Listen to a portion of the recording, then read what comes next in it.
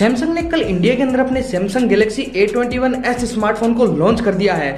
आज की इस वीडियो में हम लोग ये बात करेंगे कि क्या आपको ये स्मार्टफोन खरीदना चाहिए और ये जो स्मार्टफोन है वो जिस प्राइसिंग के ऊपर लॉन्च हुआ है क्या उस प्राइसिंग को जस्टिफाई करता है। ये सब जानने के लिए इस वीडियो को लास्ट तक जरूर देखिए। मगर उससे पहले अगर आप लोग हमारे चैनल पर नए हो तो नीचे दिए गए सब्सक्राइब बटन पर क्लिक कीजिए, उसके पास वाले बेल आइकन को दबा करके ऑल पे क्लिक कीजिए ताकि आपको हमारे सारे नोटिफिकेशन टाइम पर मिल सके। तो सबसे पहले हम बात कर लेते हैं इस स्मार्टफोन की स्पेसिफिकेशन के बारे में। तो ये जो स्मार्टफोन है वो आपको देखने को मिलता है 6.5 इंच की HD प्लस IPS डिस्प्ले के साथ में। ये जो सबसे बड़ा यहाँ पर है ना डाउन साइड में इसी को मानता हूँ।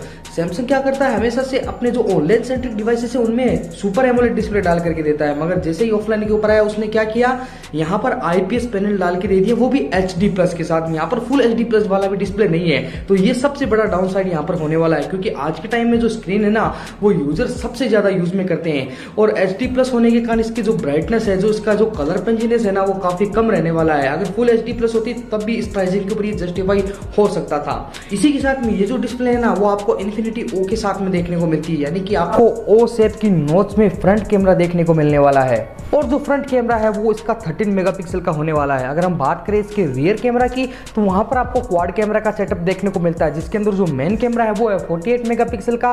उसी के नीचे आपको इसमें लगा करके दिया गया है 8 मेगापिक्सल का वाइड एंगल कैमरा और उसी के नीचे मिलता है 2 मेगापिक्सल का डेप्थ सेंसिंग कैमरा और वहीं पर 2 मेगापिक्सल का एक मैक्रो कैमरा भी देखने को मिलता है। तो ये जो कैमरा का सेटअप है ना ओवरऑल एक एवरेज क्वालिटी के साथ में आता है। तो यहाँ पर एक चीज साफ हो जाती है कि जो इसका डिस्प्ले है और जो कैमरा सेटअप है वो दोनों एक एवरेज लेवल के ऊपर है। इतनी हाई एक्सपेक्टेशन आप इस डिवाइस से नहीं रख सकते।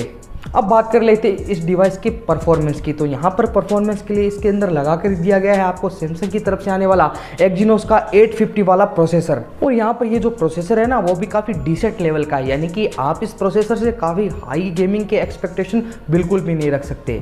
इसकी जो परफॉर्मेंस है वो आपको एवरेज ही मिलने वाली है। अगर हम लोग बात करें इसके बैटरी की तो इसके अंदर आपको देखने को मिलती है 5000 mAh की बैटरी विथ 15 वोट की फास्ट चार्जर के साथ में। और ये fast charger as usually Samsung लगातार अपने सभी स्मार्टफोन में देता आ रहा है, जिसकी जो स्पीड है ना वो लगभग आती है एक 10 वोट के चार्जर के जैसी। यानी कि फास्ट चार्जर तो इसका केवल नाम है, ये इतना फास्ट उसको चार्ज ही नहीं करता है। मैंने देखा है कि जो सैमसंग का M30s M31 स्मार्टफोन है ना उनमें 6000 mAh की बैटरी सैमसंग लगा करके तो देता है, पर चार्जर ये डाल के देता है जो 2-2 घंटे तक बैटरी को फुल चार्ज ही नहीं कर पाता। तो इससे तो अच्छा है कि इसके अंदर चार्जर वो दे ही ना तो भी बेटर रहेगा, ताकि हम मार्केट से तो कम से कम फास्ट चार्जर को परचेज करें ना। अगर यहाँ पर हम इस डिवाइस के वेरिएंट्स की बात करें तो यहाँ पर 2 वेरिएंट देखने को मिलते हैं। पहला जो वेरिएंट है वो है 464 वाला और जो दूसरा वेरिएंट यहाँ पर देखने को मिलता है वो है 664 GB वाला। अगर बात करें इनकी प्राइसिंग की तो जो बेस्ट वेरिएंट है ना वो आपको देखने को मिलता है 16,500 रुपये में और जो इसका हायर वेरिएंट है वो तकरीबन आता है 18,500 की प्राइसिंग के साथ में। ये जो प्राइसिंग है ना माना कि ये ऑफलाइन मार्केटिंग की होने वाली है, परंतु ये जस्टिफाई नहीं करती इस डिवाइस के लिए उस प्राइसिंग के ऊपर। तो ये प्राइसिंग मैं बोलना चाहूँगा काफ़ी ज़्यादा हाई रखी है सैमसंग ने।